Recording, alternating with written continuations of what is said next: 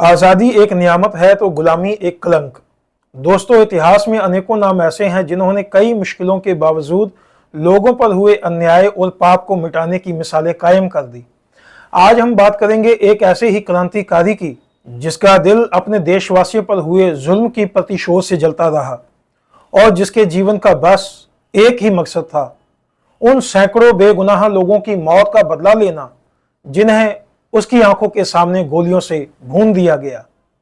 एक ऐसे बदले की कहानी जो साहस, जुनून और अटूट विश्वास से भरी हुई है। जी हां, आज हम बात करेंगे जलियांवाला बाग हत्याकांड का बदला लेने वाले नायक शहीद ऊधम सिंह की।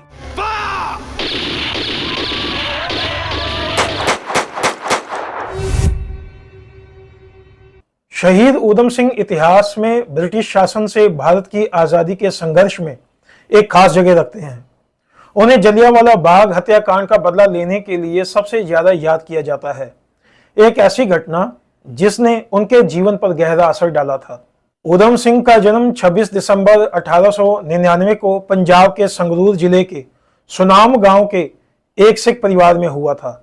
बचपन में ही माता नारायण कौर और पिता टहल सिंह की मौत की घटना के चलते उन्हें अपने बड़े भाई के साथ अमृतसर के चीफ खालसा दीवान के अनाथालय में रहना पड़ा।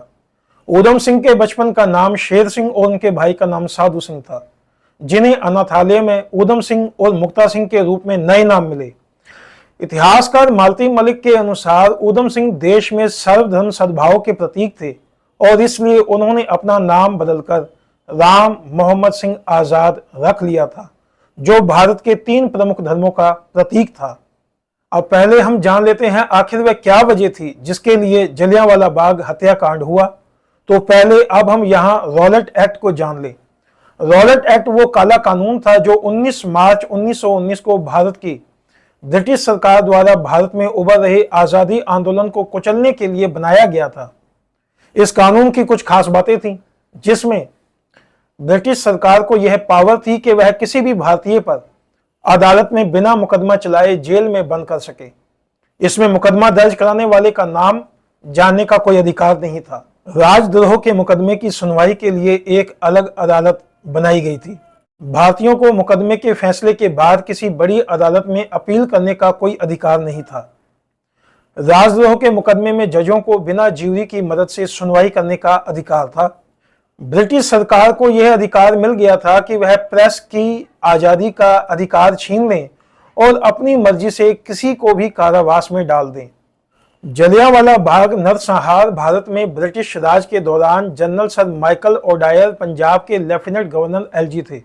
उन्होंने जलियांवाला बाग हत्याकांड के दौरान इस पद पर कार्य किया था। रॉलेट एक्ट के विरोध के चलते बैसाखी के दिन 13 अप्रैल 1919 को अमृतसर के जलियांवाला बाग में एक सभा रखी गई। तभी brigadier general Reginald Dyer British सैनिकों को लेकर वहां पहुंचे। ब्रिटिश सैनिकों ने बाग को घेरकर बिना कोई चेतावनी दिए निहत्थे लोगों पर गोलियां चलानी शुरू कर दी। माना जाता है कि कुल 1650 राउंड गोलियां चलाई गई। जलियांवाला बाग उस समय एक खाली मैदान था। वहां तक जाने या बाहर निकलने के लिए केवल एक तंग रास्ता था और चारों ओर मकान थे। भागने का कोई रास्ता नहीं था। कुछ लोग जान बचाने के लिए मैदान में बने कुएं में कूद गए और देखते ही देखते वह कुआं भी लाशों से भर गया। गोलियां तब तक चलती रहीं जब तक कि गोलियां खत्म नहीं हो गई, जिसके चलते सैकड़ों लोग मारे गए और हजारों घायल हो गए। इस घटना ने ब्रिटिश शासन के खिलाफ भारत की आजादी के आंदोलन को और तेज कर दिया। यह जलियांवाला बाग हत्याकांड ऊधम सिंह ने 19 साल की उम्र में अपनी आंखों के सामने देखा था। इसने उनके दिल पर हमेशा के लिए एक अमिट गहरी छाप छोड़ दी, क्योंकि उन दिनों यतीम खाने के कुछ और साथियों के साथ ऊधम सिंह का काम सभा में आए लोगों को पानी पिलाने का था। हत्याकांड में मारे गए शहीदों के खून से भरी मिट्टी को अपने माथे पर लगाकर हर हाल में बदला लेने की प्रतिज्ञा वहीं पर कर डाली। अपने पूरे जीवन को ऊधम सिंह ने भारत की आजादी के लिए समर्पित कर दिया। उन्होंने न केवल भारत के भीतर बल्कि संयुक्त राज्य अमेरिका और यूनाइटेड किंगडम जैसे देशों की भी दूर दूर तक यात्रा की। सन 1934 में ऊधम सिंह लंदन पहुंचे और वहां 9 एल्डर स्ट्रीट कमर्शियल रोड पर रहने लगे। वहां उन्होंने एक कार खरीदी और साथ में अपने मकसद को पूरा करने के लिए एक रिवॉल्वर भी खरीदा। बस अब इंतजार था तो सही समय का। ऊधम सिंह को अपने सैकड़ों भारतीय भाई बहनों की मौत का बदला लेने का मौका 1940 में मिला। जलियांवाला बाग हत्याकांड के 21 साल बाद 13 मार्च 1940 को रॉयल सेंट्रल एशियन सोसाइटी की लंदन के कैक्सटन हॉल में सभा थी, जहां माइकल ओडायर भी सभा को संबोधन करने वाले वक्ताओं में से एक थे। ऊधम सिंह उस दिन सभा में मौजूद थे। अपनी रिवॉल्वर उन्होंने एक मोटी किताब में छिपा ली। इसके लिए उन्होंने किताब के पन्नों को रिवॉल्वर के आकार में उसी तरह से काट लिया था जिससे रिवॉल्वर आसानी से छिपाया जा सके। सभा के बाद मौका संभालते हुए ऊधम सिंह ने माइकल ओडायर पर गोलियां दाग दी। 2 गोलियां माइकल ओडायर को लगी जिससे उनकी मौत मौके पर ही हो गई।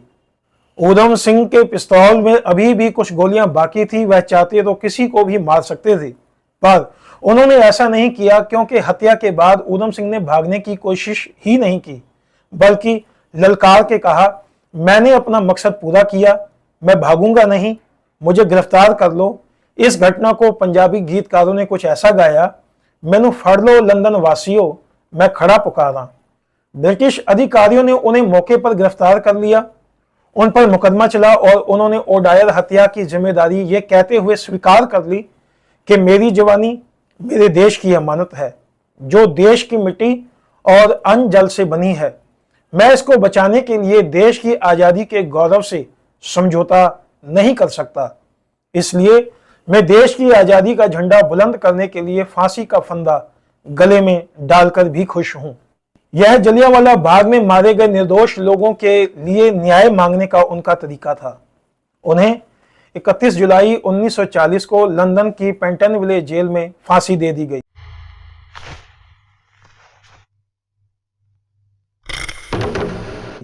ऊधम सिंह ने बहादुरी से फांसी का सामना किया और उनके अंतिम शब्द थे, मैं अपने देश के लिए मर रहा हूं। ऊधम सिंह की लाश को जेल में ही दफना दिया गया और 32 साल बाद यानी 1972 में उस समय के मुख्यमंत्री पंजाब ज्ञानी जैल सिंह शहीद ऊधम सिंह की अस्थियां सरकारी सम्मान के साथ भारत लेकर आए और उनके गांव सुनाम में पूरे सम्मान के साथ संस्कार किया गया। ऊधम सिंह का बलिदान लाखों लोगों के लिए आशा की किरण बन गया। उनकी विरासत जीवित है, जो पीढ़ियों को अन्याय के खिलाफ खड़े होने और आज़ादी के लिए लड़ने के लिए ताकत देती है।